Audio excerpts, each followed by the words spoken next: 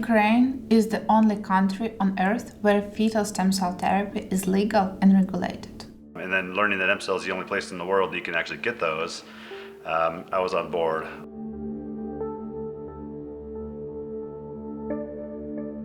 It's scary, like, to bring a child into the world and not know that you have a reliable method of healing if your disease gets worse. The stem cell treatment in Ukraine it's my safety net. If something happens to him, we're going to Ukraine immediately.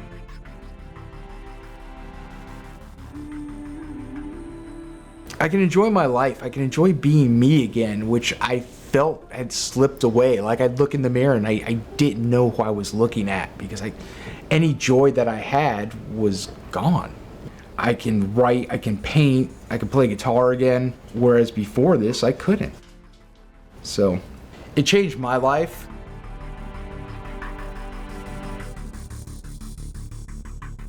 I asked his speech therapist and I said to her, I'm like, is he ever going to talk? And she was like, the way things are going, I don't think so.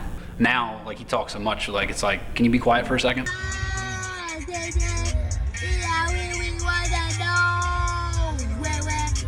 Like, you know.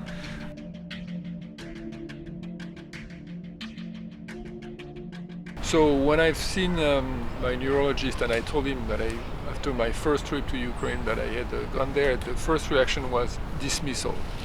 He was, well, you should have told me, I would have told you you were wasting your time and money. But the last time he's seen me, he told me, he says, well, after all, maybe that treatment did you good.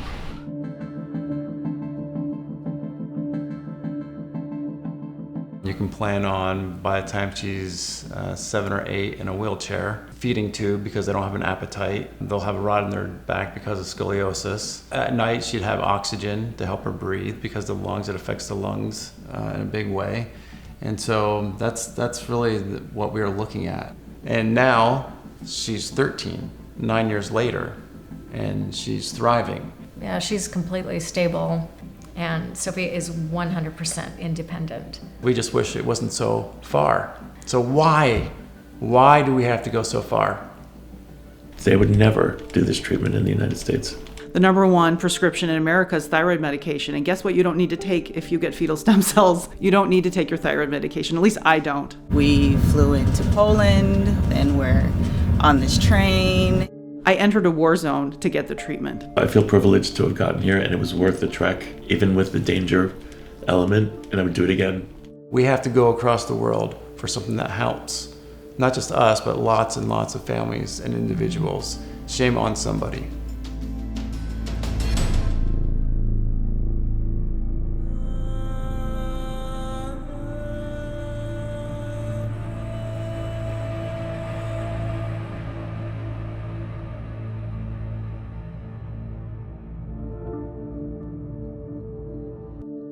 In 1893, German pathologist George Schmorl first documented the presence of fetal cells in the maternal body, to later be observed that these retained fetal cells have stem cell-like properties.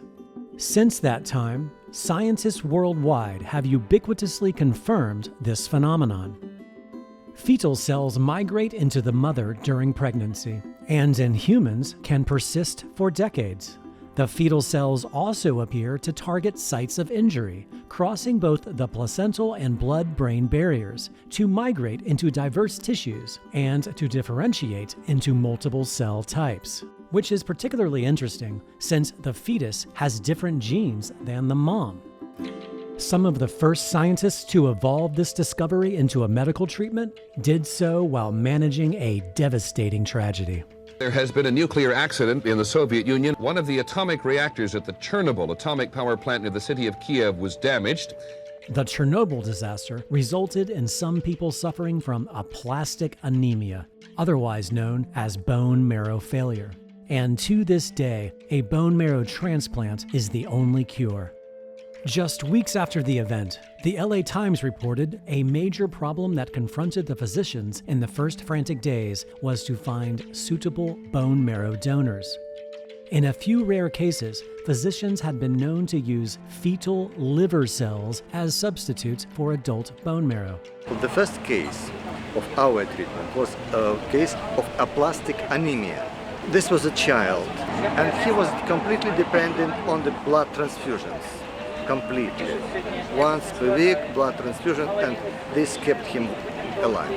In about 2 months, he rapidly flourished after this treatment. This was amazing, and this was what we made. Wow. This is Dr. Alexei Karpenko and Dr. Alexander Smigadoop. They are two of the earliest pioneers of fetal stem cell therapy in Kyiv, Ukraine. I tracked down Dmytro, the aplastic anemia patient they had cured using only fetal liver cells back in 1991. To this day, Dmytro never had any other therapy for his bone marrow failure since being injected intravenously with fetal liver cells decades earlier. I was hired at the Coordinated Center for Transplantology of Ministry of Health, and I founded there a department for fetal stem cell transplantation. So formally, I got the position of the person in charge for fetal stem cell transplantation in our country. MCell was a private company which was established, founded in the beginning of 1994. Just for development of this invention. This was the single university level clinic in the world devoted to this single problem of fetal stem cell transplantation. This is our only topic of our investigation. Originally operating from a single room in a Kyiv state hospital, MCell has since evolved into this.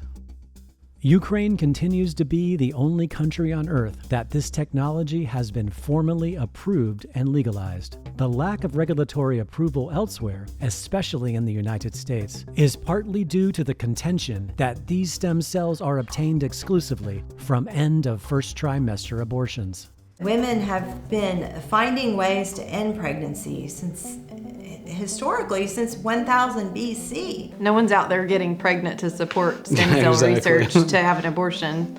I think it's much more beneficial than the way that abortions are handled in our country, where it's just thrown out. At least it can go to something that can be beneficial to somebody else. Yeah, might as well use it. I do think that if like the United States says, we think this would promote abortion or something like that, I think that's ridiculous. I don't know the statistic off the top of my head, but I can imagine that there's probably thousands of abortions happening in the United States daily. Why would you need to force an abortion in order to get the stem cells to provide the treatment? That doesn't make any sense to me. I think it's a shame. I mean, there's millions of fetuses that are aborted every year, and we could be putting all that tissue, the fetuses, to good work and study them. Obviously, MCell's figured it out, and people are getting healed, and miraculous things are happening. And it's just too bad the United States isn't able to do that yet. Hopefully, maybe sometime in the future. But we're not going to speak to women and convince them from aborting just to have stem cells. We're talking about people who made the decision. And I'm thankful that the person who had decided to terminate their pregnancy donated the fetus, and the cells were able to be extracted to help other people with chronic disease. And it changed my entire life. So yeah, I'm really good with that fact. And in conversation, with someone at church, I was just talking about, and she looked at me and she says, oh, well, you don't ever have to do that again. Don't ever do the fetal stem cells again. And I'm thinking, I wasn't apologizing for it. I was telling you how amazing it is that Sophia's doing so well. And she's telling me, from her only point of view, was this is a horrible thing and you should never do it again. And I'm like, oh, we're like so on the different page. Like, that's not what I'm saying. So then I've learned not to talk about it because people couldn't grasp that we were horrible people for saving our daughter's life. So, yeah.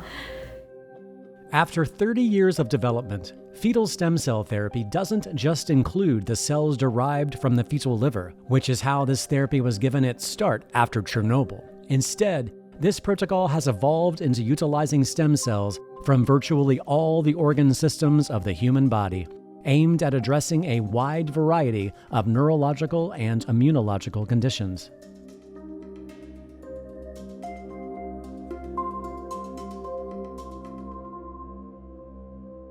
I am the first science and medicine documentarian to have ever been granted access to this laboratory, which occupies the entire 4th floor, where all the harvesting, sorting, testing, and storing of fetal stem cells occurs daily, to later be delivered to patients on the remaining floors. The most important part of this floor is the biotechnology laboratory. Can you tell us what a GMP biotech laboratory, what does GMP mean? Good manufacturing practice. According to the U.S. Food and Drug Administration, good manufacturing practice ensures the quality of products by carefully monitoring manufacturers' compliance with its regulations. The regulations make sure the product is safe for use and that it has the ingredients and strength it claims to have, which theoretically qualifies M-Cell to submit to the US FDA for the approval process of fetal stem cells. And we are the only one in the world which produce the fetal stem cell preparation.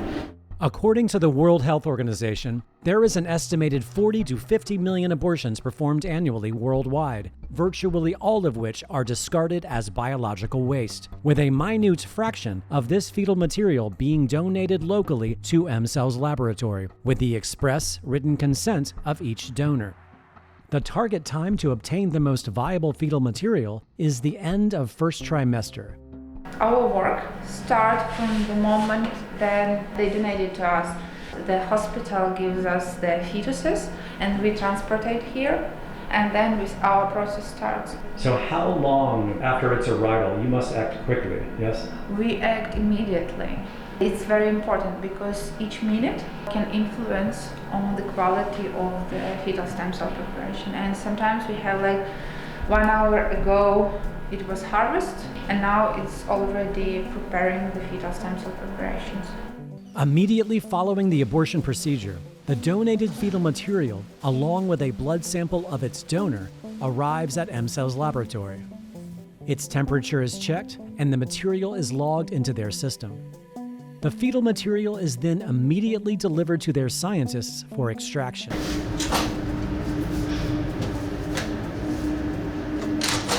So we put the box inside and need to wait when the air inside of the chamber changed, and then the indicator becomes green.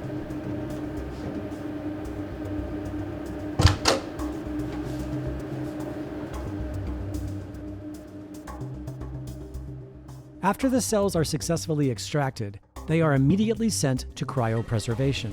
The key point of the cryopreservation is to guarantee the percentage of live cells. After our cryopreservation process, we have 98% of live cells in each of our fetal stem cell preparations. So this program is unique because if you look through the other publications for other stem cells, not only fetal stem cells, they have 70 or 80% of live cells, and we have 98. So we're really very proud of it. After cryopreservation, samples from the new fetal material are tested for harmful bacteria using an FDA-approved BacT-Alert 3D microbial detection system. These tests are done 3 separate times to ensure accuracy. Simultaneously, samples of the same fetal material, along with the donor's blood, are tested in a certified PCR laboratory for any viral infections. You can see how many tests we have done. And from all of the tests, we have 1 positive for HCV. Скажи HCV. Hepatitis C. So that fetus, you cannot use it? No, we cannot use it. And you need to understand that this is not the positive test in the sample of the stem cell preparation. It's the positive test in the donor's blood. And if we even have the positive result in the donor's blood and don't have it in all our checkups in the fetus stem cell preparations, we still don't use it and still discard it. What is the percentage that you find of fetuses that you cannot use? 10%. Okay. Nearly 10% of the fetuses, we cannot use it. There are different reasons for that. There is a microbiology sterility, infection sterility, and also the quality control of the proliferation potency of the stem cells. There is the main three reasons why we can discard the fetal stem cell preparations. So even if the samples are clean of all viruses and diseases, the viability of the cells are not good? Yeah, sometimes it happens because of there's different reasons, because not each fetus is the same. They are different, and development of their difference, and the donors also are different, and the style of their life are different, and we don't know exactly what influence on the quality of the stem cells proliferation potency. Sometimes we have the sterile sample. The microbiology test was good, the PCR test also was good, but the quality of the proliferation of the stem cells is not enough, so we also discard it. These tests are also done 3 separate times to ensure accuracy, comprehensively testing for viral contamination. Once the samples have been cleared for safety, they head to the Research and Development Department, where they focus on the quality and viability of the cells, starting with checking their physical characteristics and overall morphology. Using a flow cytometer, they begin to separate the cell types from one another with specialized markers, as well as checking their mitochondrial or energy potential, which is crucial to predict how efficient the cells will behave in the patient after injection. You put one cell and you wanted to test to see if it was going to replicate, and to see how healthy it is, and that one cell created that. Yes. This is live, real-time video of a single cardiomyocyte, or fetal heart stem cell, beating in real time that I recorded while there. This is live video of a colony of the same fetal heart cells beating in unison after allowing them to proliferate in vitro, starting from a single fetal heart cell. This is time-lapse footage of the fetal endothelial stem cells, which are responsible for the construction of our blood vessels and building new capillaries to aid in increased blood circulation after they are injected. We are watching, in vitro, the fetal endothelial cells forming their own newly formed vascular system. So you're basically mimicking what it would be like once the cell goes into the human body? Yeah. Okay. We do not cultivate the fetal stem cells. Right. We just check up how they replicate in vitro, so then we can be sure that it will be replicating in the organism of our patient. So it really is about only administering the right amount of cells for each patient, because once they're injected, that happens. Yeah, very often the patient asks how many stem cells you will inject. Of course, when we are talking about the cultivated stem cells, it's important to know how many stem cells you will be injected, because they already proliferate in vitro and they don't have any potency to proliferate in the body. So, but when we are talking about the fetal stem cells, they can replicate. When other companies use cultivated stem cells, they cannot define their proliferative potential because they already use that potential in vitro. Yeah, and now if we are using the fetal stem cells, not cultivated stem cells, the whole their potential cover up the whole body of the patient, and we don't waste it in vitro cultivation. So that's why the amount of fetal stem cells may be not so high like the cultivated stem cells, but the proliferative potential of them is like 100 times higher when we are talking about like autological. Very often you hear people say, why do you need new fetuses all the time? Why can't you just cultivate and replicate from one? But you're explaining that it's not nearly as powerful for a therapy, because they're not capable of going into the body and reproducing like the non-cultivated cells. Yep. So what you're doing is basically the most powerful version of fetal stem cell therapy. Yep. Yeah. And it's not only the most powerful of fetal stem cell therapy, it's the most powerful in whole world, and in whole researches of the stem cells clinical use. Why? Because we have like 3 types of stem cells: embryonic stem cells, fetal stem cells, and also autologicals or allogenic, but cultivated cells. Embryonic is not safe. They can cause the cancer. Everybody knows about that. Embryonic stem cells are derived from 4 to 5 day old blastocysts after in vitro fertilization. There are no organs or organ-specific stem cells formed at 4 to 5 days of gestation. Embryonic stem cells have a unique ability to develop into any type of cell in the body, which creates a problem: tumor formation. The ability of embryonic stem cells to form non-cancerous tumors, called teratomas, is one of their defining traits. It's also a frightening one, particularly for those who hope to develop therapies from the cells. Fetal stem cells are organ-specific stem cells derived from the tissues of a developing fetus, obtained between the 7th and 11th week of gestation. These cells have already undergone specialization in the germ layers and are tissue-specific.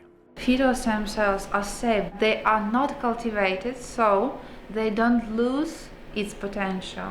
And the autological or differentiated, for example, mesenchymal stem cells, they don't have any potential when they are injected. So maybe they can influence how in some way, but it cannot be so useful, and it can hold for the years, like we are talking about the fetal stem cells. Now just walk towards me, just walk. No, just walk normal, just walk towards me. This is 4-year-old Sophia Jones, around the time a pediatric neurologist diagnosed Sophia with Ulrich congenital muscular dystrophy. And so when her doctor, he was a specialist in this particular disease, which is Ulrich muscular dystrophy, he did say that she's healthy now, but not for long. And she's 4 years old. She's as sweet as can be. That just was a complete shock. I mean, to know she's healthy now, not for long, like what does that mean? The lifespan is probably 19, 20 years old. Yeah. You can plan on, by the time she's 7 or 8, in a wheelchair, feeding tube because they don't have an appetite. At night, she'd have oxygen to help her breathe because the lungs, it affects the lungs. And the other people that we've met in this situation, these people need assistance from when they start school. They have a full-time assistant next to them, and you think about that as they age, and Sophia's 13 years old now, and the dignity that goes along with, you want your privacy as you get older, and you always have to have an aide with you, or mom or dad, or helping her to get out of the door, to go to the bathroom, to have an aide with her full time. I can't imagine waking up 5 times a night and having to turn my child because, they need to be repositioned and they cannot turn themselves, or too weak. Her doctor, when I would ask questions, he would actually say, "We'll cross that bridge when we get there." And you don't really know what you're dealing with. And quite frankly, you're not supposed to look on the internet, and that's exactly what we do. You go home, and it was very dark days ahead of us because it was shocking. But I think what's more shocking is that they have nothing to offer you. Mm-hmm. And so they gave us a diagnosis, they gave us a prognosis, and then they tell us to come back every 3 to 6 months to measure her decline, because there is no progression. There's just going to be regression from there. And that's really their solution. There is no drug. If there was a drug, at that point you're willing to do anything, right? I'd even take a drug. I'd take anything, but there was nothing concrete that we could do when we left the clinic. So we were hoping for some type of treatment, well, things that we can do for her. He did say, it was like maybe in 10 years there's going to be something.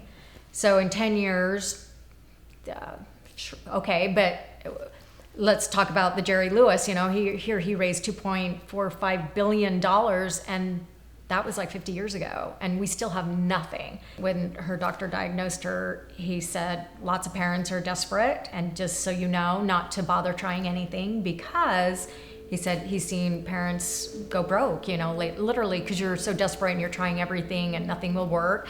And so that was his advice, do not put your money into anything else, because I'm telling you, it will not work. So that was the picture. That was the picture that we were like painted.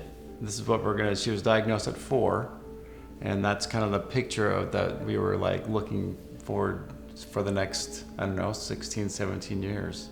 Less than a year of Sophia's diagnosis, her parents discovered fetal stem cell therapy and decided to give it a try. I wish you would tell me why. Do you want to build a snowman? This is Sophia at muscular dystrophy camp at age 6, after receiving 2 annual fetal stem cell therapies in 2012 and 2013.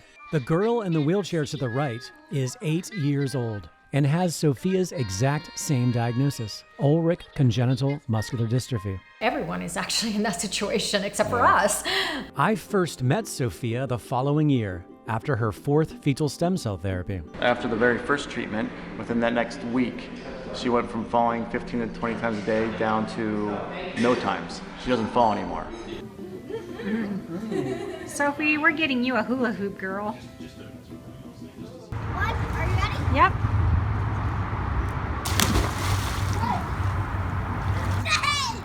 And I've been following Sophia's journey ever since. Going back to the doctor who gave her the diagnosis, we sat down, I'll never forget, we sat down in the office and he said how everything's going as he's looking at his computer, and we said really good. And his neck about snapped off because he doesn't hear really good in his office. Mm-hmm. And he said, well, what's going on? You could tell that he was just super surprised to hear that she's doing well, and actually better than the year before. Because they want you to come back every year to just measure their decline. Right. And it was exciting to show them that she's gotten better. That's great. Yeah. That's awesome. No more falling down. Congratulations. No pain. How do you personally feel? If you remember last year, and then after you got home, did you feel like you noticed any differences? Well, later in the year, I noticed my grades, and I liked school more than I hated school, which was, I would never think that would ever happen, but. Partly due to confusion from Sophia's American doctors over her improvements, in 2016, when Sophia was 8 years old, 4 years after her original diagnosis, a direct DNA sequencing analysis of Sophia's genes was conducted, evaluating the various mutations related to Ulrich congenital muscular dystrophy, which further cemented Sophia's diagnosis, showing heterozygous mutations of the COL6A2 gene, making it nearly impossible to argue that Sophia has been misdiagnosed. The Muscular Dystrophy Association also recommends this DNA test because genetic testing can shorten the time to diagnosis and prevent misdiagnosis of muscular dystrophies. And so, the doctor, just our recent within the last visit, 6 months. She was surprised and questioned the diagnosis. Because she's never seen a child at her age look like her. By that point, they are in a wheelchair full time. And they're, using a feeding tube and a respirator, and she's just never needed anything like that. And because of the scoliosis, a lot of times they have to put rods in their back at that point, at her age. She's straight. It's worth noting that the peer-reviewed medical literature on Ulrich muscular dystrophy states most of the patients die of respiratory failure in the first decade of life.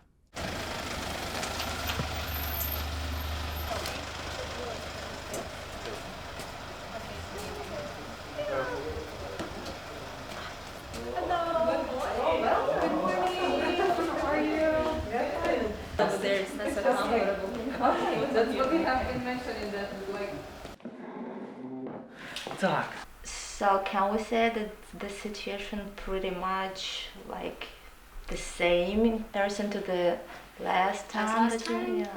I would say stronger. Stronger. Лучше, I would say a lot more endurance with school and walking. Good. Что лучше стала походка, да, выносливость. What about strength in extremities, like with in strength? hands? Do you feel like you're stronger with your hands? I know, probably the same. Probably the same. The same. And what about physical therapy? Are you doing Physical it therapy? Yes. We're like doing a a lot regular of basis. physical therapy.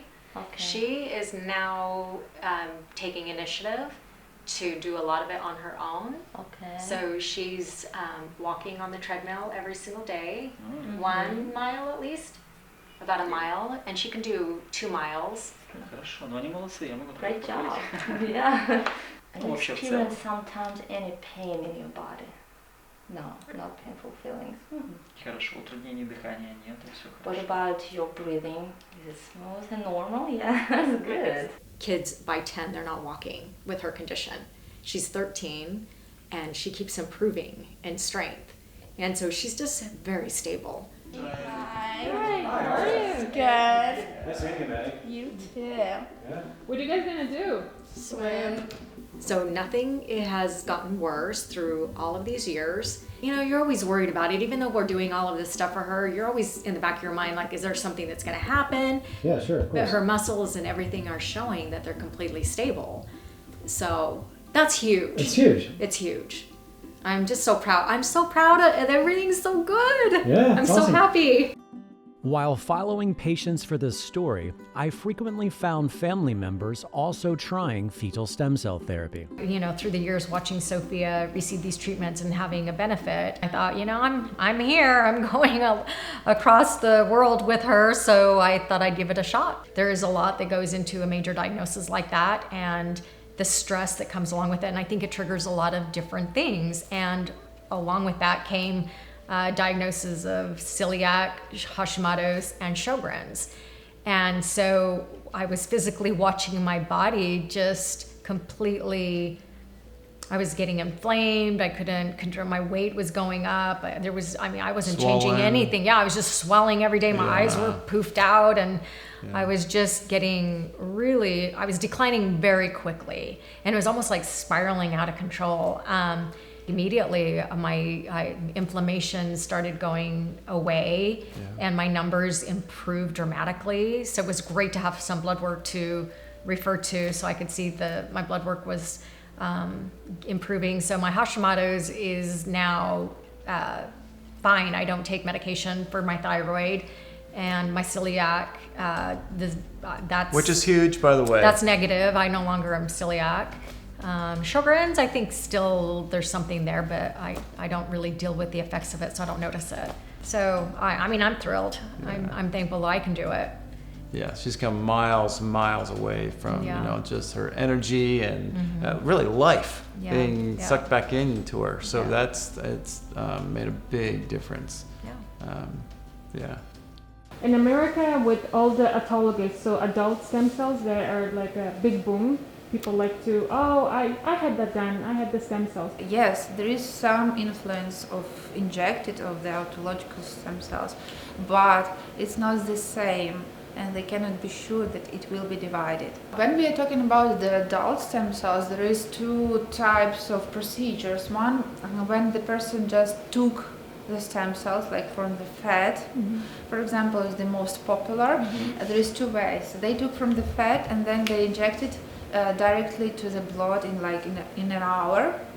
In your body was stem cells. They took from your body stem cells and just injected the same stem cells into your body. How we can expect a big results from that? Of course not. And the second way, when they took the stem cells from your fat and then they cultivated them. But if they cultivated them, they have two options. The first one, they start proliferate, and all their potential was wasted in vitro, in the petri dish, and then they inject it to the patient. The first one reason why it's not so effective, and the second one is the same your stem cells. They have the same epigenetic memory. They have the same mistakes in their DNA. So it's very low opportunity them to work or to improve really rare or hard diseases. Yeah, or neurological. Or neurological, of course. And there is also they always are talking about that. Okay, we differentiated stem cells. We took your stem cells, and they will be differentiated into the neuronal stem cells. Of course, when you have the commercial mediums, and you put there inside like thousands of microelements and growth factors, of course they may transform to the neuronal stem cells in vitro. But in your body there is no such growth factors in such amount. So how can they transfer to the neuronal stem cells? They cannot. So people getting adult stem cells for Parkinson's and things like that, they're not really going to be helped because it cannot really help their nervous system. Directly it cannot. How can mesenchymal stem cells took from your fat become neuronal cell from your head? Right. Why it does not transfer from your fat to your head in your body? If it can, so it will be improved by itself. It's almost impossible. Yeah. Also, you need to know about the main limitation. If you cultivate your adult stem cells from your body, you have only around 50 divisions. You will have the problem with it will be elderly cells, and they have no any proliferative potential when you inject it in the body. Adult stem cells, also known as mesenchymal stem cells, are generally obtained from an adult's bone marrow or fat. However, they do not have the ability to transform into vital organ-specific stem cells like brain cells after human injection.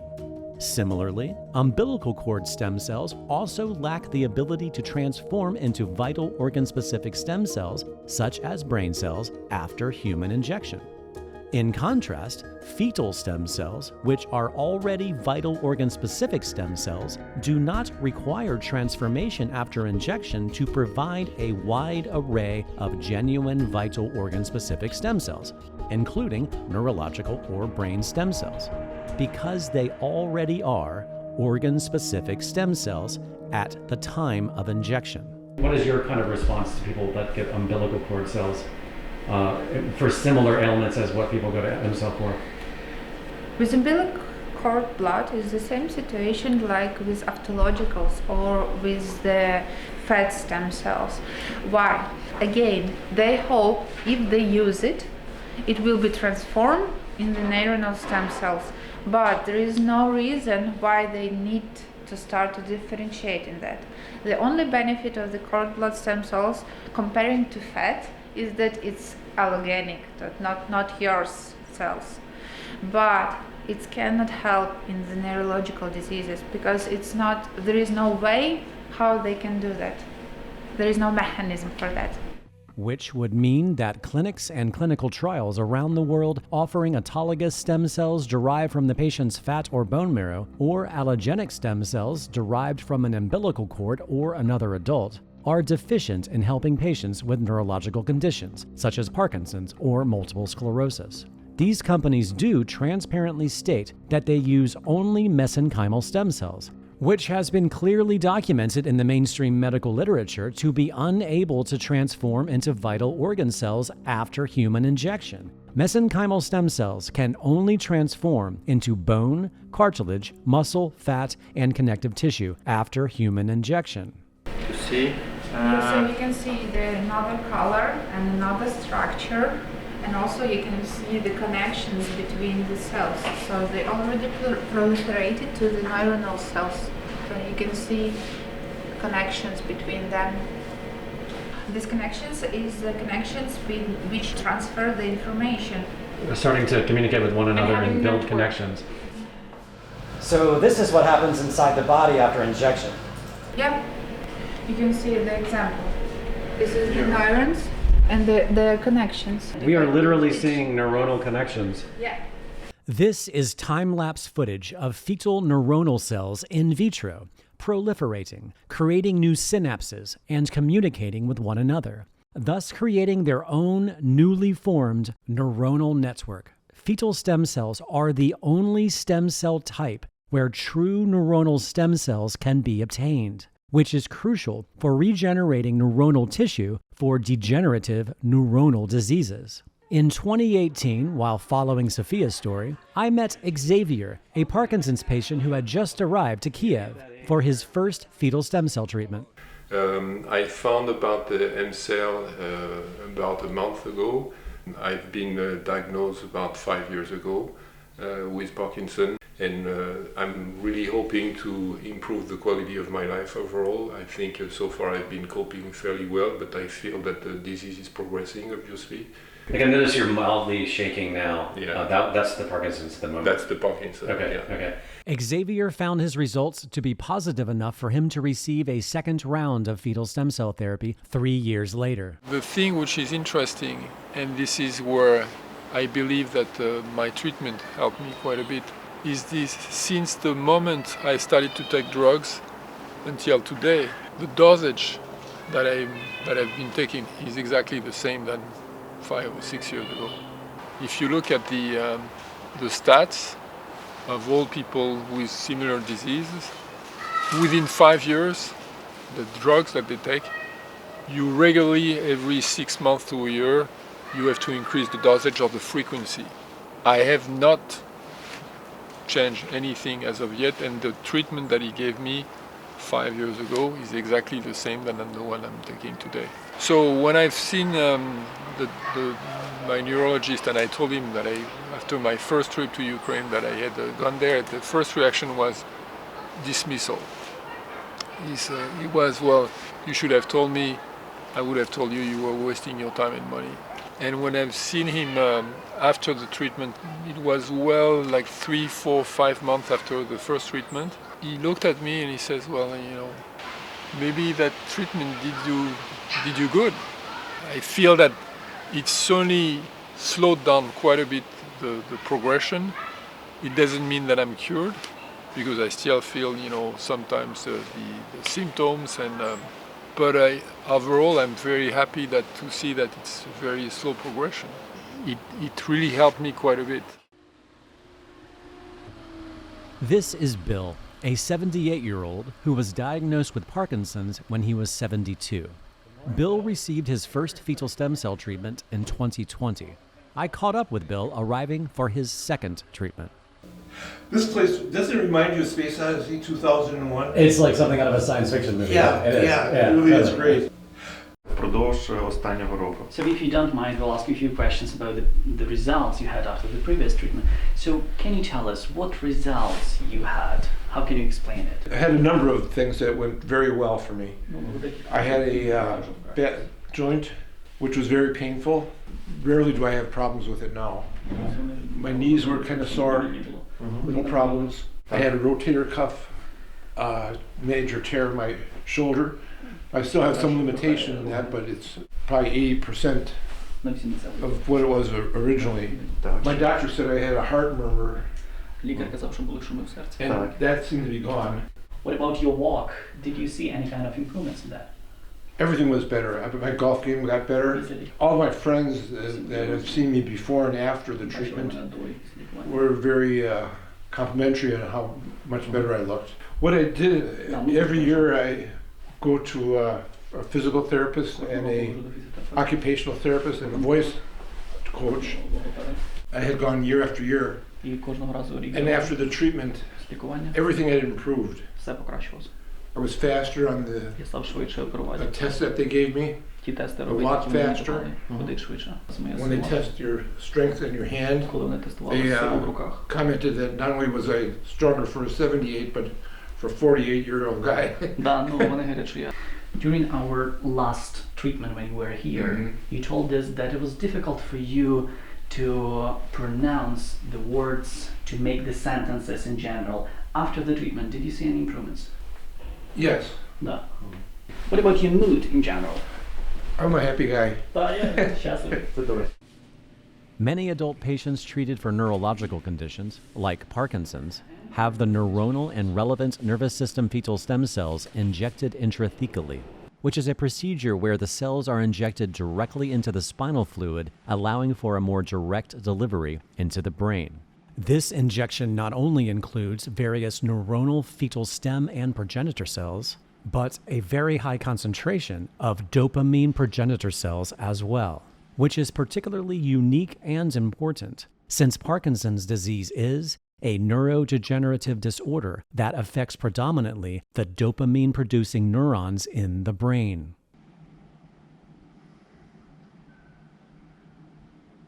My name is Louis Verloop. I'm a chiropractor in Surprise, Arizona. Bill is a patient of mine. I've been working on Bill since 2009. He was diagnosed with Parkinson's in 2014. I've been taking care of him now sporadically since he's had the Parkinson's. I see a number of Parkinson's patients, probably 2 to 3 a week. And one of the things that I notice that over the years, they tend to get stiffer and stiffer and stiffer to the point where it becomes very difficult to adjust, and we have to use different types of methods of moving the joints around. But it's still at this point, I'm able to get good adjustments in his neck. He's loose enough to allow that. I'm able to get good adjustments in his mid-back, which he's able to allow that. And whereas many other people at his level, I've no longer been able to get structural adjustments in those areas because they've just become too rigid. So whatever therapy is doing, I believe it's helping, at least from what I can feel in the spine, and the mobility is still there. It allows me to still move some of his joints around. And Bill continues to enjoy greater strength and mobility. Aha! Oh, it's you! Yeah! I didn't recognize you with that mysterious mask. This is Anna. This is Lawrence, who was diagnosed with multiple sclerosis in early 2011. Lawrence's first fetal stem cell therapy was later the same year, in 2011. And he has been receiving fetal stem cell therapy almost every year ever since. I first met Lawrence in 2015. We're on our way to see Dr. Tell. So then the only thing you're really taking that might affect the course of the disease would be Rebif, which really does not affect the course of the disease. That's pretty much true, yeah. Okay, let me see you stand up. Let's see how you do. This is without a cane now. Yes. Let me see you walk, if you don't mind. Now turn around. He walks fairly well without assistance, as you can see. Bring your hands out. Go like this. Now bring them together. Bring them together. Just, okay, to the horizontal. There's no tremor, which there was initially. How about your grasp? Squeeze. Good. Very good strength there. Very good. So as you can see, he's made pretty good progress considering. How about the dizziness? That was a big deal, the dizziness. I feel pretty sturdy these days. Okay. My observation is that if I didn't know what he had, at this point I might not know. I can't attribute the improvement to anything else that we're giving him. Ordinarily, in your experience, if you don't mind me asking, go ahead. Considering how many years ago he's been diagnosed, 2011, like what do you usually see? Some people will just go on down the trail and become worse and worse and worse and become bedridden, which I have seen. And they'll fail every therapy. He's basically reached, I would say, a plateau and stabilized where he's no longer declining. I'm very impressed with what I'm looking at, I gotta tell you. And I've been at it 50 years almost, that ought to tell you something. And he's been my patient for about 30. So what do we say about all this? I don't know, except to say that there's something that works here. I don't think it's anything we're giving him, I really don't. And thank goodness we don't have to do a lot. He doesn't use canes anymore, I mean, I'm pleased. What else can I tell you? No, that's all I wanted to hear, is just you be honest. And No, I tell you the truth. I thought it was crap. I'd tell you that too. I'm the first one. Ask him. I see a lot of stuff that's bogus. I was not, in the beginning, enthusiastic about all this. I said, well, if you got the money to waste, go ahead. But then again, you're talking about a disease you can't cure, so with what we have, so why not? I mean, it isn't like it's real. I've never seen anything quite like this, I gotta be honest. If I had to bet, I would never think anything like this would work. But it did. And I'm, proof of the pudding. I haven't seen anybody get this well. Anything else? That's it. I mean, this is perfect. Yeah, I don't want to, yeah. Now, you'd think I was a salesman for the thing, but you know what? Salesman, no salesman. I'm glad to see him better. Whatever it takes. I'm really happy about it. I mean, as his doctor. But he was unsteady, my God, yes. And you wouldn't let him walk without assistance. So look where we are today. I got married in January to my fabulous Anna. Congratulations. Seriously, congrats, guys. Yeah. Thank you. I mean, when I first got diagnosed, like when it finally came down from an MS doctor, he looked at me and said, look, he goes, I got bad news. You have primary progressive MS, and it's just gonna get worse. When you hear that, it's like getting hit in the face with a sledgehammer. I kind of shut off and shut down. I didn't know how to be around people. I actually gave my girlfriend a way out. I said, look, I don't know how bad this is going to get. We were only like less than a year into our relationship. I said, I don't want to drag you into this misery because it's going to get dark. And at times it did get dark. I mean, did I ever think about killing myself? Absolutely. It never really got better till I went to M-Cell, and you know, after the first day of treatment, I can't say I wasn't skeptical, because I was. Even though I knew the science was there, I was like, you know, I know it doesn't work for everybody and in varying degrees. But you know, after the first day and I could bend my leg and I wasn't exhausted anymore and I could pick up a pen and sign the room service check, and when I got back to the States, the biggest thing was like I could drive my car with 1 foot, whereas I was driving with 2 feet, 1 gas, 1 brake, because my reaction time wasn't all that great. So these are just, I mean, I know it sounds like they're just little things, but when you can't do them, I got back and I was able to paint and hold the paintbrush. I was able to pick up a guitar and just play simple bar chords, which I hadn't been able to do in a really long time. I wasn't able to finger pick because my right hand didn't work, so.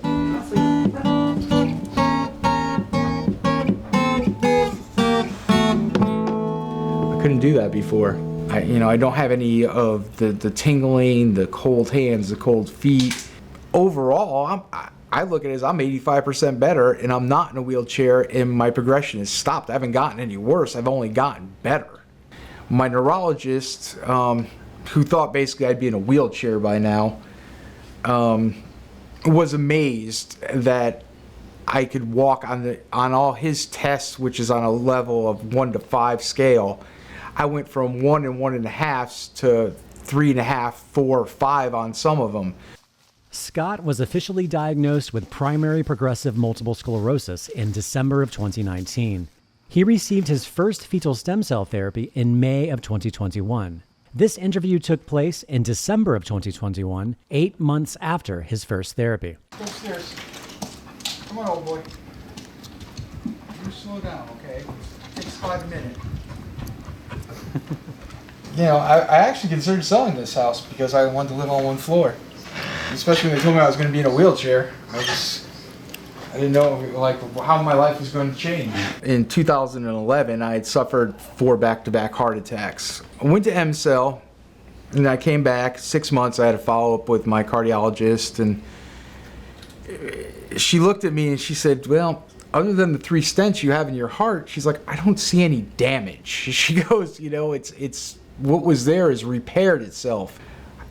There was some kind of strange stuff in my blood work before I went to M-Cell, but last month I had a full blood workup, and he's like, everything is normalized. You're right where you need to be for a 53-year-old man. You know, any damage that was there before you left has now corrected itself. My cholesterol dropped 32 points, which in less than 6 months, basically, which was another side effect of my stem cell treatment, which if that's the worst side effect, I'm okay with it. So would I do it again? Absolutely. This is Chad, who was diagnosed with an aggressive form of multiple sclerosis in November of 2018. Just 3 months after his diagnosis, Chad received his first fetal stem cell therapy. Chad then returned to Ukraine for his second therapy in May of 2021. I caught up with Chad that following December. So Chad's initial symptoms started in July, and the symptoms progressed very quickly up to December, where he wasn't able to walk down the stairs by himself or cut his own food. He was slurring his words. And so we went to Ukraine in February, and by the treatments are 3 days. And by the second day of the treatment, he was able to cut his own steak. He was able to, his arm had stopped shaking. He was not having the tremors anymore. After he got back, I think the biggest thing I noticed was his walking was so much better. He was getting to the point where he was having to use a cane, especially to walk down hills like outside or something like that. And he didn't have to use a cane anymore. His speech cleared up a lot more, and the fatigue he had a lot more energy. And I felt a lot. I was falling probably at least bi-weekly and doing yard At one work point and you had things said you were like falling that. daily. And Yeah. But I've, since the trip in May, I haven't fallen at all. Not one fall. Mm-hmm. That's awesome. Okay. Yeah, not one fall. But I've been getting better and better. I get stronger every day. I get more coordination every day. Hopefully everything will come back. But if it just stays like it is, at least I can still work. I can still be a father. I can still do everything I want to do. I mean, honestly, like the biggest thing for me was he can pick up his baby. Like, that's huge. If he hadn't had the stem cell treatments, he wouldn't have any of that mobility in his arm. He might not even have the left side mobility, and he's still able to be an active father and play with her and, you know, do yard work. Yeah, do yard work and all of that fun stuff. So that's, I mean, it means everything to us to have that option available to us, you know. We've seen it work for him twice and work very well. And his neurologist didn't believe in the stem cell treatment at all. He said that it's like throwing crap to the wall and seeing what sticks. Now, since he's seen Chad's progress, he has become more interested himself. So it's definitely kind of opened his neurologist's eyes to some new things, which is incredible. Sophia, Lawrence, and Chad first received fetal stem cell therapy within 1 year of their original diagnosis, and Scott received his first therapy within 2 years. Xavier and Bill received their first therapy within 5 years of their diagnosis. I noticed that people with degenerative diseases who received fetal stem cell therapy within this general time frame, those people generally had more dramatic positive results. Scientifically, the reason for this would be the regenerative nature of fetal stem cells, fighting against the degenerative nature of their disease. This year is 18 years since I was diagnosed with multiple sclerosis. And I would suspect I have at minimum 20 years worth of damage, nerve damage, to the central nervous system and brain lesions from multiple sclerosis. And so the damage that I have, you know, I wasn't expecting it to overnight be improved. But I am seeing improvement, and improvement in my balance, in my muscle spasticity, and that has translated to improvement with walking. I'm not where I want to be at this point. I'm, you know, just trying to increase my endurance. My ability to walk unassisted in my own home is so much improved. I'm able to get up from the chair, from the bed much more easily. The first day home from MCell, I was able to walk into my kitchen, make a cup of coffee, carry my coffee to the patio without touching any walls, or holding on to anyone without using a walker. It's not a great distance, but that's a huge improvement for me. My ability to take a shower, to get dressed, without just overwhelming fatigue debilitating me for the day is much improved. And I really am hopeful that I can go back to MCell. I already saw what MS can do unchecked.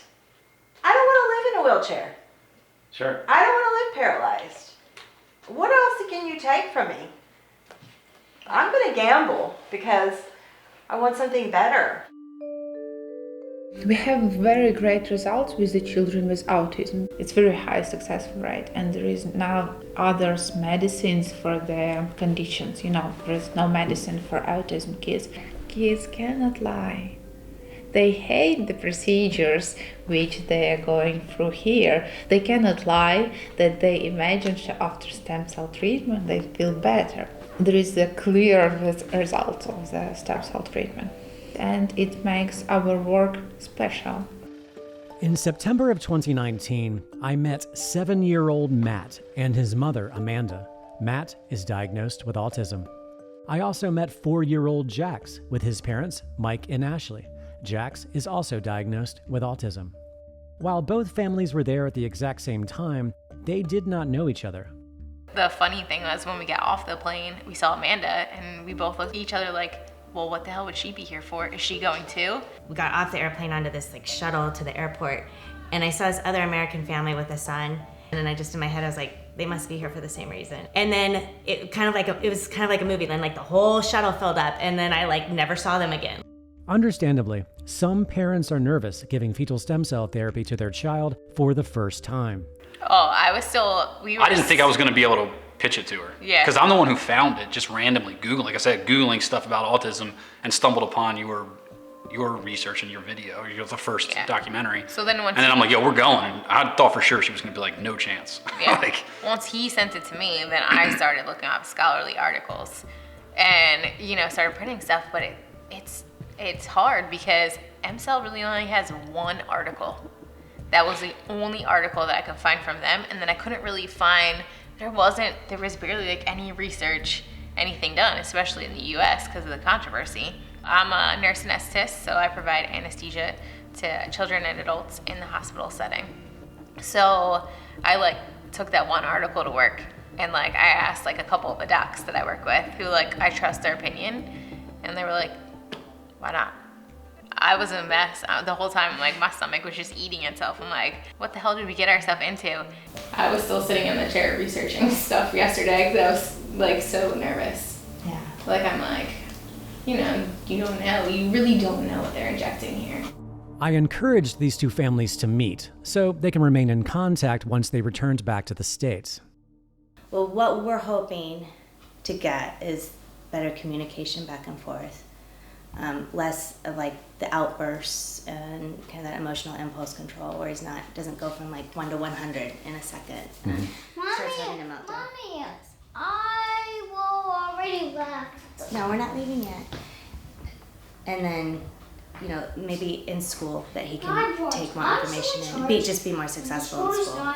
So Jackson just turned 4 years old. He started showing signs of aggression about 18 months. From birth to 18 months, absolutely normal development, met all his milestones appropriately. And then about 18 months, we started noticing speech regression, he was saying mama, dada, a handful of words. And then he stopped. And the more we dug into it, he ended up being diagnosed with autism. I guess about 2.5, we finally got our diagnosis after waiting for about 6 months for a doctor's appointment. From then, we did speech. They recommended occupational therapy. And then we started school about 3 years old. He's in an autism preschool program. And there he gets speech OT, PT. I guess the biggest thing is that he's nonverbal. He has a device he pushes to use to talk. Dad, mom, mom, papi. Dad, mom, papi. Who is it? Dad, mom, papi. But our hopes were just to give him, a normal life, to kind of bring him out of this cage that he's in so that he can speak and communicate and have somewhat of a normal life. Both children received MCell's autism protocol. Several months later, I started receiving text messages from both families.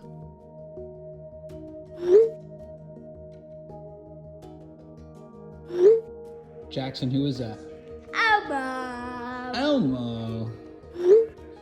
I love you. Yay! 2 years later, in 2021, both families decided to meet at MCell together for a second round of therapy for their children. It's mind-boggling. It still doesn't even feel real at this point. We've been to there twice now. We've seen amazing results twice. How long was it after the therapy that Jax started speaking for the first time? A week, maybe. I want to say I think the first thing we saw, right, was a teacher said that they put him in wagons in school, and they'll drag him like through the hallway, like in the wagon. And I think he saw an owl, right? And he said like an owl sound. He went like whoo whoo like that, and pointed at the owl. And he had never done anything like that ever. And that was like, we were back for days, like 4 days, 5 days maybe. And that was like, it's funny that at that time that was a gigantic deal. Now, like, he talks so much, like, it's like, can you be quiet for a second? Like, you know. Paper's bad, but in the world. Always bad, but in the world. This, yo, baby. Ooh, volleyball. What's the volleyball? Oh, yay. I need more money. Their bond is pretty strong, and stronger than it was, you know, because Jackson's doing so much better. You know what I mean? That they play together and they talk, or I miss my brother, I miss Logan, and stuff like that. So we've only told, like, I mean, friends and family and stuff now, and like I'm probably more vocal about it than she is with telling people, because I just feel like it should be out there. But Of the people you have told, what have been their responses? his primary doctor at CHOP, the autism. Oh, the developmental. Her face got beet red when I told her. She was so mad, like mad. beet red mad. Yeah.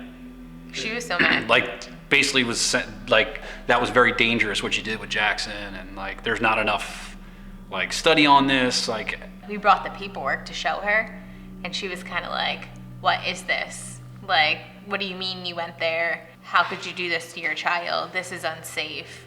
and she was like, maybe that's what it was. Maybe that's why he's doing better. Like, she didn't really want to say like.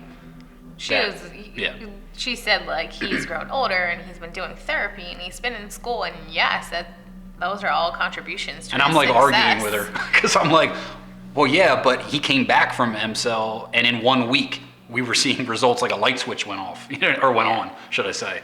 And she just didn't want to hear, well, that's from this and that's from therapy. And I'm like, nah, I don't think so. Yeah. We've been doing therapy for months and months and months, and has been like this, and then it goes like that.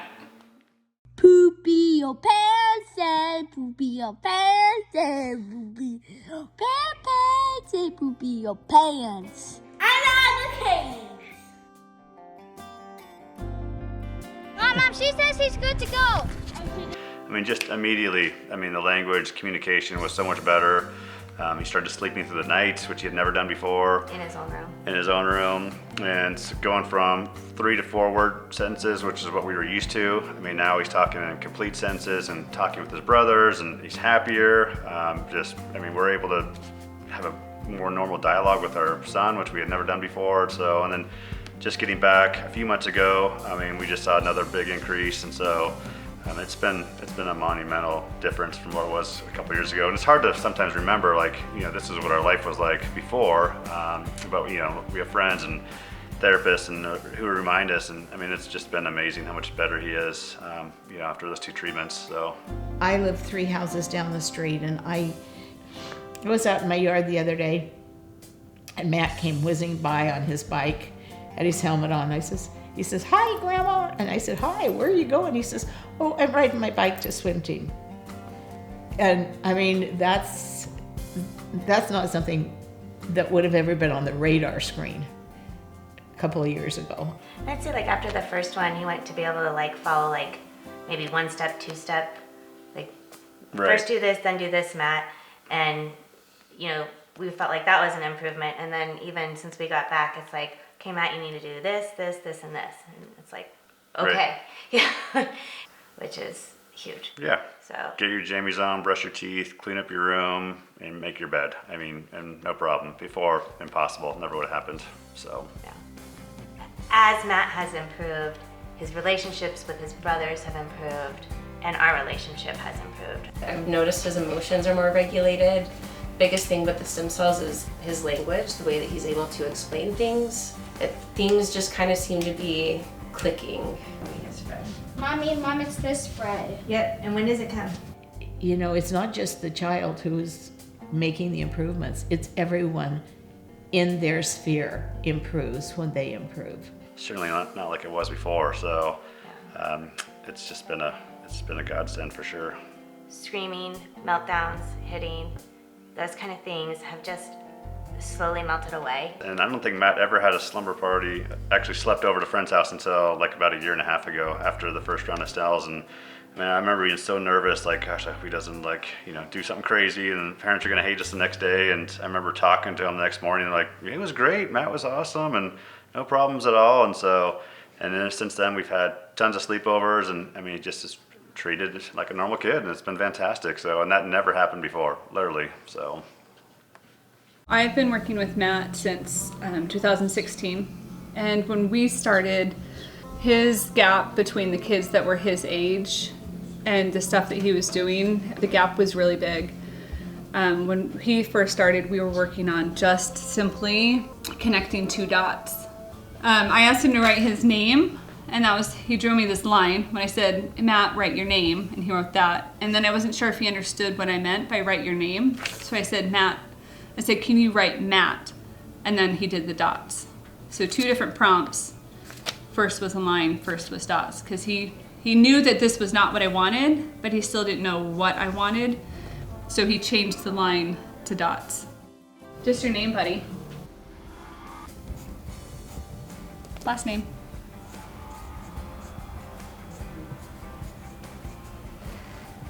And he stays on task. We saw him for a whole hour. He doesn't get out of his chair. He's like, what's next, what's next? It's so great to see how it impacts everyone's life. Mine included.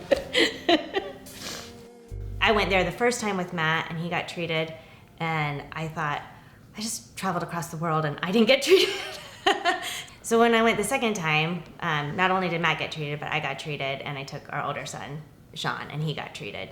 Sean, for years, had been kind of dealing with some stomach issues, and we've been just kind of battling this issue. Anytime he got overheated or overrun, he would just get sick, and so the 3 of us were there. We all got treated in the same room. So before I got the stem cells in the Ukraine, what happened is I would usually have a stomach pain at least once a week, and I'm better now. I think that's because the stem cells have been really helping a lot. We haven't had any issues since he got back. He hasn't had a single issue all summer, which is probably the first summer in his entire life where we haven't had any stomach pains or issues or getting sick, so it's been fantastic. Yeah. Yeah. And it was great for you because Amanda's had some elbow pain and some hip pain, and I remember talking to her on the phone like just a couple days later. It's like, literally my elbow pain is gone, like I can't feel it anymore, and my hip feels way better, and I'm like, you gotta be kidding me, no way. So it was, I was blown away when she told me that over the phone. So because she's had this elbow pain for years now, so, and hip pain as well, so it's like it's literally gone. So it was pretty awesome. Yeah. I go to school now. I got 100% on my spelling test. In an effort to fully explain how this therapy is administered, I decided to document myself receiving it for the 5th time, as I have been receiving fetal stem cell therapy almost annually since 2016. Since I am generally healthy, I receive the Anti-Aging Longevity Protocol, which consists of virtually all the same fetal stem cell types that everyone else receives. However, properly designed fetal stem cell therapy is not a one-size-fits-all. MCell personalizes each therapy to each patient's needs. Age, medical diagnosis, and other factors determine the overall design of each patient's therapy. When I arrive at the clinic on the first day, MCell conducts a comprehensive set of diagnostics, starting with a post-fasting full blood panel, urine analysis, ultrasound of my abdomen, including my prostate, lymph nodes, and thyroid, as well as an EKG. After careful review of these diagnostics, it is then customary to have a meeting with my doctor, accompanied by an English interpreter. After a physical examination and discussing any specific issues I wish to address, my doctor then explains my personalized 3-day treatment protocol. My first round of fetal stem cells lay the foundation for the remainder of my therapy and are injected intravenously. The endothelial cells create new capillaries and small blood vessels and improve microcirculation of my entire organ system. Any small blood vessels that were not functioning properly will be repaired. These cells also strengthen the inner wall layers of my larger blood vessels allowing all fetal stem cells I receive during the course of therapy to reach far throughout my body. Also included are the hepatic cells derived from the liver. They not only improve my liver function, but strengthen my overall blood system. Also derived from the liver are the hematopoietic cells, which stimulate and strengthen my bone marrow for better function and better blood formation. These are the very same liver cell types that were used shortly after Chernobyl and cured Dmytro of aplastic anemia decades earlier. The reason fetal liver cells are so powerful is because they are extracted from the fetal liver at 7 to 12 weeks. And these cells, at this time of gestation, are the foundation, the precursor to the human body's bone marrow itself, and thus the foundation of the human immune system. The pre-mesenchymal cells are supportive cells that can be transformed into any type of cell in my body. Also injected are growth factors and other cells that additionally support this personalized mixture to combine with my own body's chemistry, allowing these cells to rapidly reproduce or proliferate after being injected intravenously. These very same stem cells are given in personalized doses to all patients of all ages, regardless of medical diagnosis. Later in the day, I was examined by their ophthalmologist, who concluded that since I am almost 50 years old, I should receive the fetal eye cells to help prevent macular degeneration, a common degenerative eye condition that comes with age. The fetal eye cells were injected into my eye sockets, not my eyes themselves. After a long first day at the clinic, I head back to my hotel for a good night's sleep to get ready for day 2. My second day of therapy began with another round of the same fetal stem cells I received intravenously on day 1. But later that day, spread throughout 7 syringes, were a wide variety of neurological-related fetal stem cells, measured in dosages specifically designed for me. These neurological stem cells were injected subcutaneously.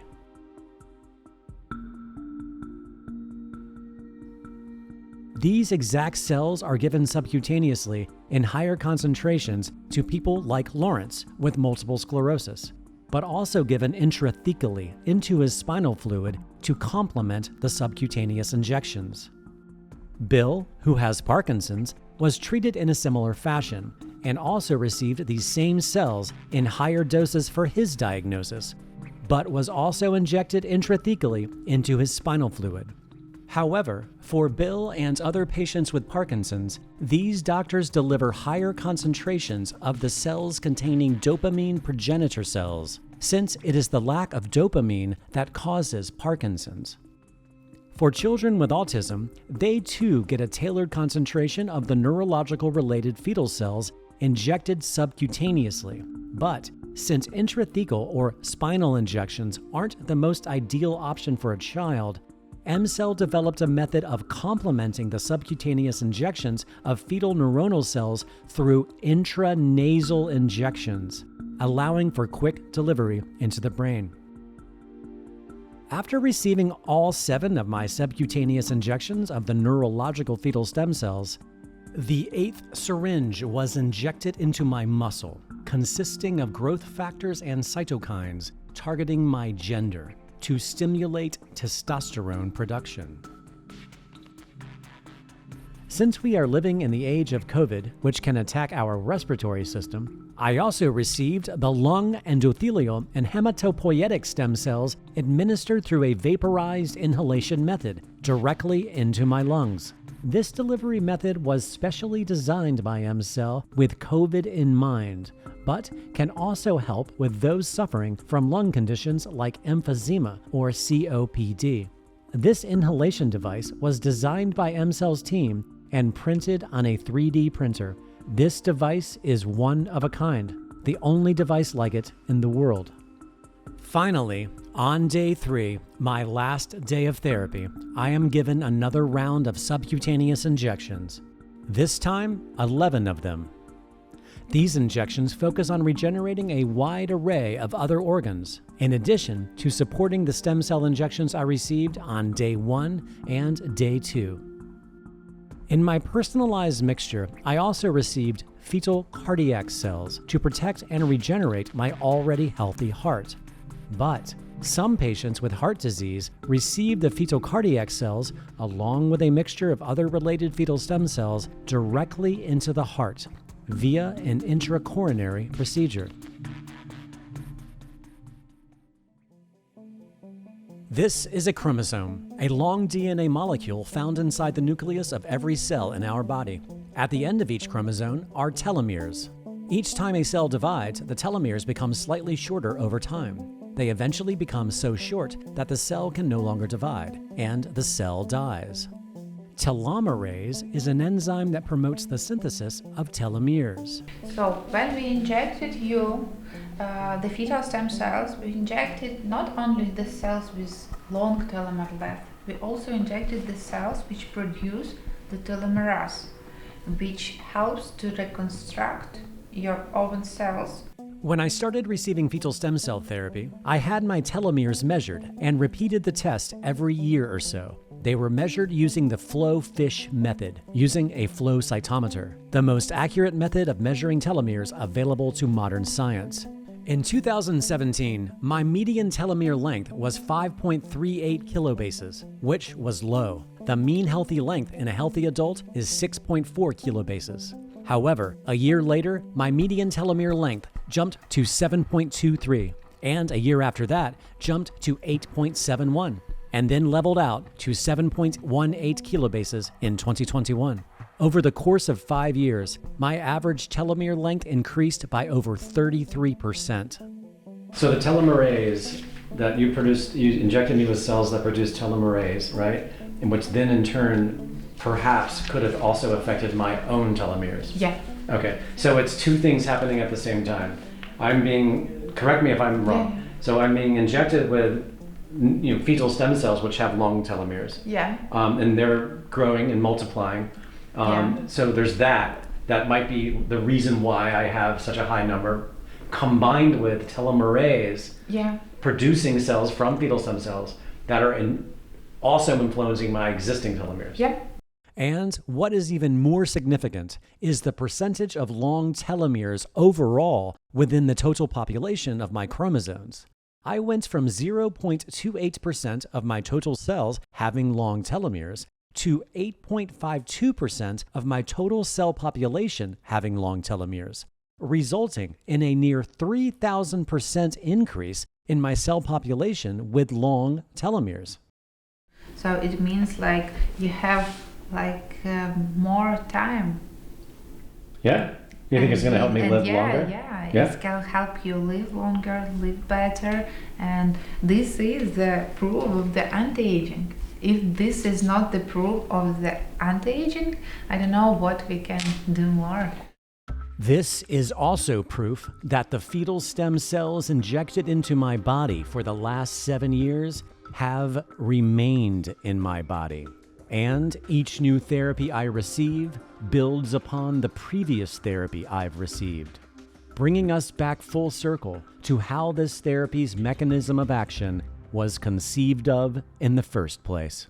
This mechanism of action has been ubiquitously confirmed for decades and published throughout the peer-reviewed medical literature by scientists from all over the world.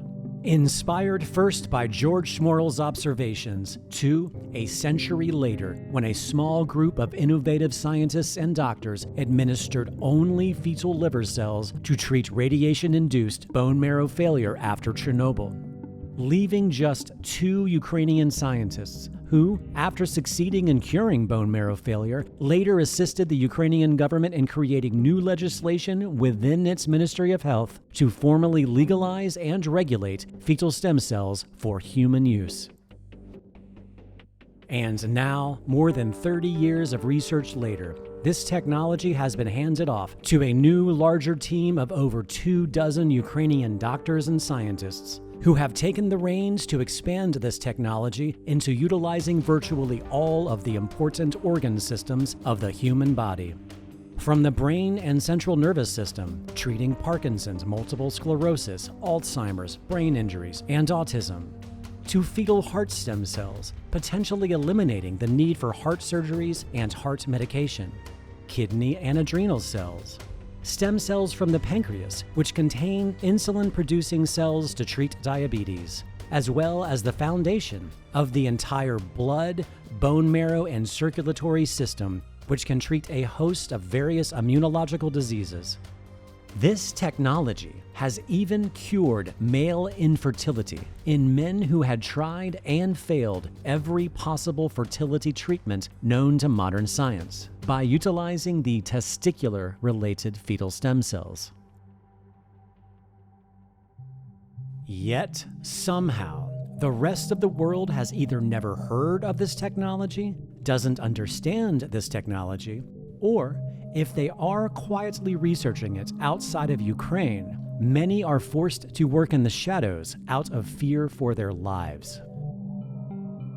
I even reached out to some of the world's leading stem cell experts, like world-renowned biologist James Thompson, featured on the cover of Time magazine as the man who brought you stem cells. I informed him I was investigating fetal stem cell therapy and was looking for an expert opinion. He replied by stating, "I'm sorry, but it is outside of my area of expertise." I have reached out to scientists affiliated with the largest stem cell organization in the United States, the California Institute for Regenerative Medicine, or CIRM, who works with certain scientists researching fetal stem cells in mice, like Dr. Eileen Anderson, who was recently granted over $5 million to study human neural cells for spinal cord injury, who said during a 2020 presentation when asked directly, Greg says, what is the source for human neural stem cells? What sources have you studied to determine which works better? Well, we have studied induced pluripotent cells, reprogrammed cells, ES-derived cells, and fetal tissue-derived neural stem cells. Out of those, fetal tissue-derived neural stem cells works hands down the best in our hands. We have yet to have success in our hands, in our models, with an induced pluripotent stem cell, a reprogrammed somatic cell, developed neural stem cell product. In fact, what we get really efficiently is tumor formation, which is very disappointing and not something that you want to have in the clinic. And the ES cells that we've worked with, embryonic stem cells that we've neuralized to be neural stem cells, I would say 50% of the lines we've tested have given some evidence of repair, but very, very small in terms of magnitude, nothing like what we've seen with the tissue-derived neural stem cells. Dr. Anderson, like all other Western scientists working with fetal tissue that I contacted, failed to respond to any of my repeated attempts to invite them to participate in this documentary. I know some scientists which in the past work with the fetal stem cells, but due to the ethical issues and illegalness of working with this stem cell type, they start research and wanted to find the alternative solution or alternative stem cells for treatment as the fetal stem cells. But for the last 10 years, they didn't find anything what can be so effective as the fetal stem cells. Because I really visit quite a lot of the conference, and on each conference I met the person or scientist or professor which has some researchers in the past with the fetal stem cells. They do not want to talk about that on the publicity, but all of them told me that I'm lucky one because I have opportunity to work with them.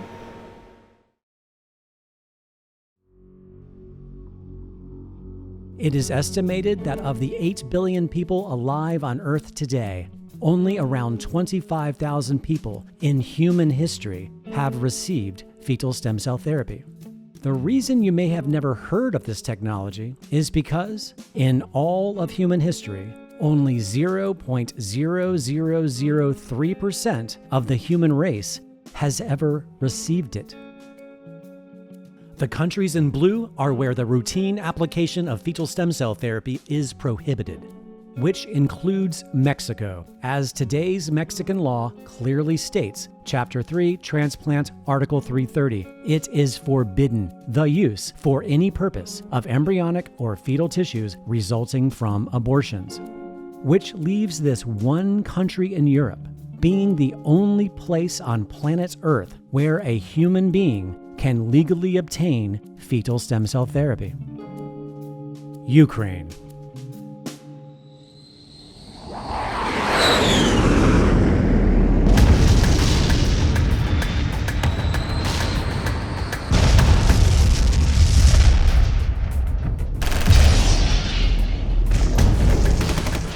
When Russia began their invasion of Ukraine on February 24, 2022, with the intention of erasing Ukraine's existence, imagine how this made Sophia feel, knowing that this therapy is the only thing keeping her alive.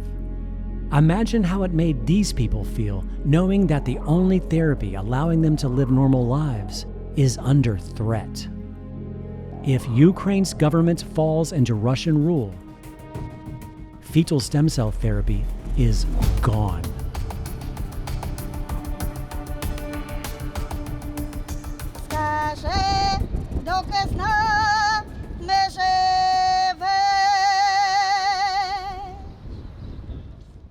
But no different than how the brave, innovative people of Ukraine have managed to prevent Russia from destroying them, M-Cell still stands. Its scientists are still hard at work, and people who need this therapy are still traveling to Ukraine to receive it, regardless of the danger.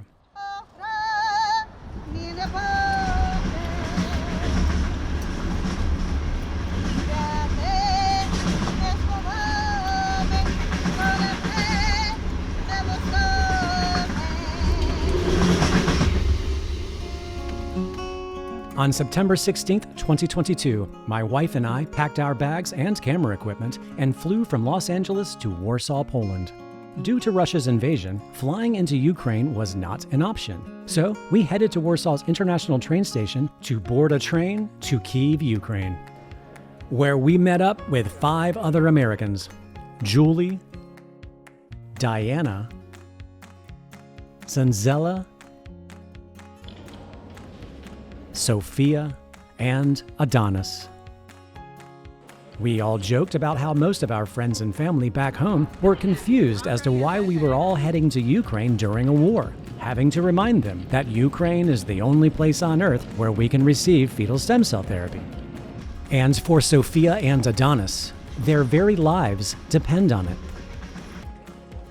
We noticed that most everyone on our train from Warsaw to Kyiv were women and children.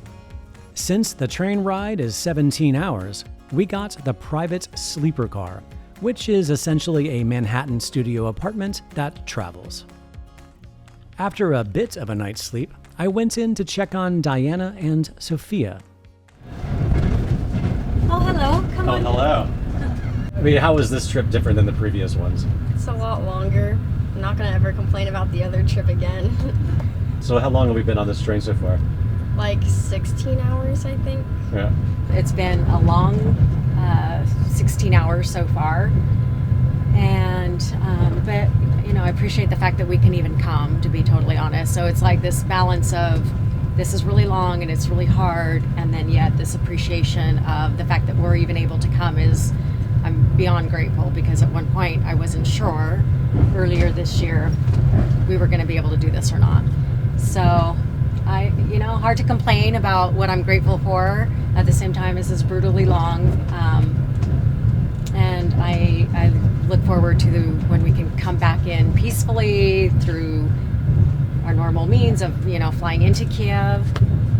But yeah, I'm actually really grateful to be here. So much am enjoying this countryside, though. It's absolutely It's breathtaking to me. I love this. Especially when the sun was setting and the trees were like golden. It's so beautiful. It was a beautiful sunset last night. Yeah. It really was. And honestly, the appreciation of just my heart felt like being here and just what these people have gone through this last year. I mean, I was sick to my stomach when this whole thing broke out, obviously, because I'm connected And just to be here is like this almost, I don't know how you describe it, but it's almost like such a respect for what they've had to go through. And the fact that we even get to come here and that they're fighting for their own lives, and that, you know, we're also fighting for our lives in some ways, but just this appreciation that I have is even renewed. I already loved it before, but this is a whole nother level. So much love and respect for these people, 100%. Yeah. Hey there, I was hoping this was the right room. Yeah, that's a good guess. Prior to this journey, I had never met Adonis and Zanzella in person. I want to ask you first, Adonis, what do you feel about all of this? You've experienced this journey. It's cool. Yeah? You've enjoyed it? Yeah. Yeah? Have you ever been on a train ride like this before? No. We were here last November, and we were able to just fly in to the airport in Kiev and get picked up, and this trip is totally different. I didn't think we would ever be able to come back, obviously. I'm just glad that we're able to join you guys on this trip. Yeah, I really didn't think we would go back ever, so I'm glad we all got to meet up. I'm really enjoying the company, and it's been nice, honestly, yeah. Sophia and Adonis are the only two children I've met who were treated with fetal stem cells for muscular dystrophy. This will be Adonis's second time receiving therapy. After he received the treatment, he told me that he was sleeping better and he wasn't waking up in the middle of the night for air. So now he's sleeping all the night long, Yes, right? yes. Okay. And no breathing problems? No breathing problems, yeah? No. Mm-hmm. Okay, good. Maybe something else Yes. you noticed. Yes, and he's able to walk longer distances. Something else, maybe? Yes, and then his hand strength improved. Mm-hmm. And he's able to lift heavier weights now. Is there something you would like to add? No, just Okay. we've seen major improvements, so yeah, that's why we're back. This will be Sophia's 10th annual fetal stem cell treatment, and for her mother, Diana, her 4th. So we'd like to know what is the biggest changes since the previous treatment you've been here. Walking's been a lot easier. Like, I've been able to walk longer distances. Like 4 miles? 4 miles. Like 4 miles, that's 3 minutes. Okay, good. Any other changes except this one? Not that I can think of. She's gained weight. That's good. Good. Sophia and Adonis receive both intravenous and subcutaneous injections of a wide array of fetal stem cells. But due to the nature of muscular dystrophy and how it uniformly causes atrophy in all muscles of the body, these doctors also inject certain fetal stem cells into their arms and legs to directly target those muscles. We checked in on Julie, who was on the same train with us and has been receiving fetal stem cell therapy to help in her recovery from Lyme disease. Julie's chronic Lyme disease had been systematically causing damage to her joints, organs, brain, and spine. It feels so good to be back. I'm so happy and grateful that we were able to come, especially with everything going on, and that they've been through a lot, but they're very strong people. Also joining us at MCell was another American named Lee. But Lee took a train from Krakow instead of Warsaw.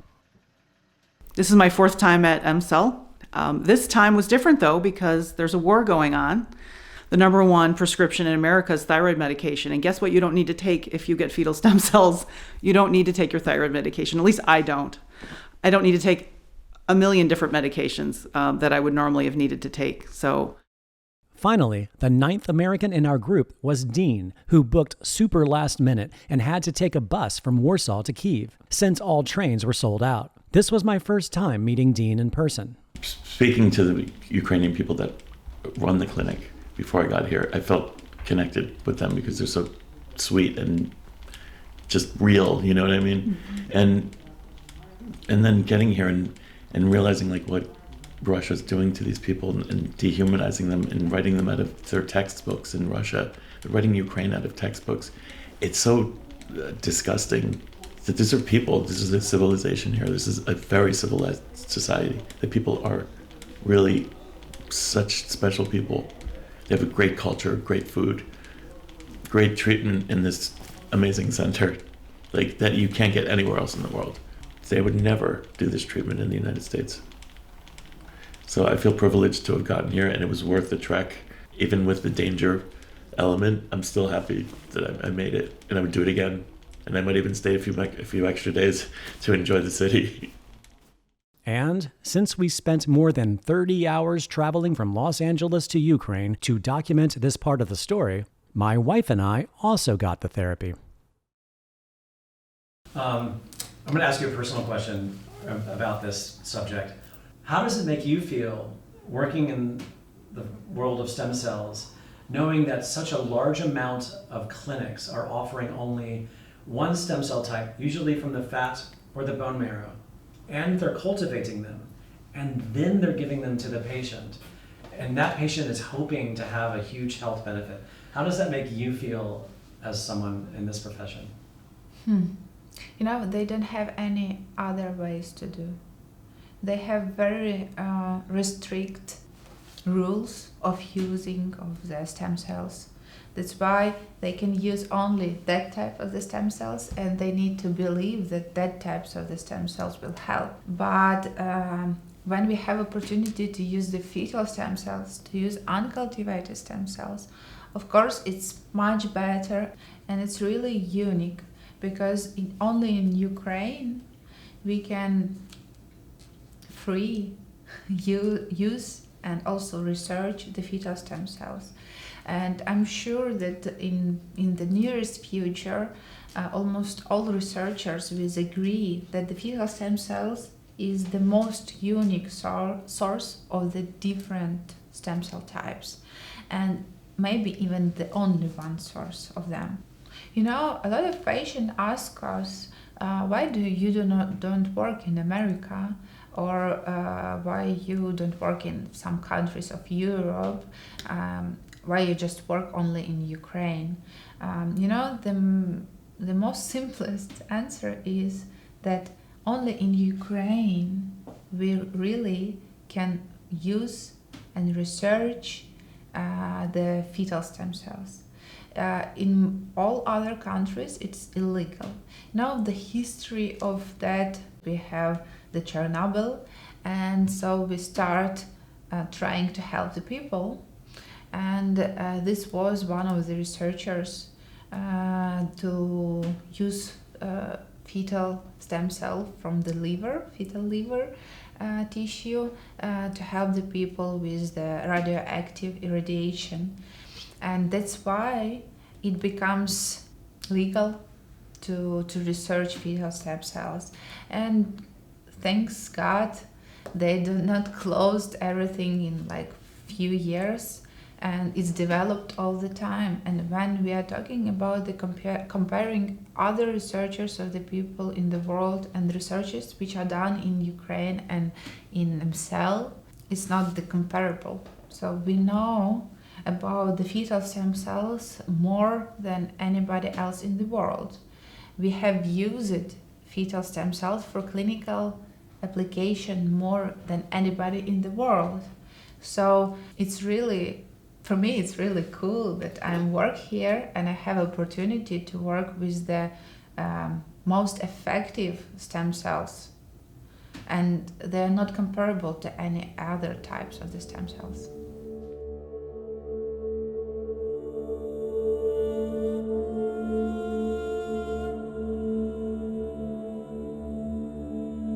This is Dr. Vadim, the ophthalmologist who performed my eye injections.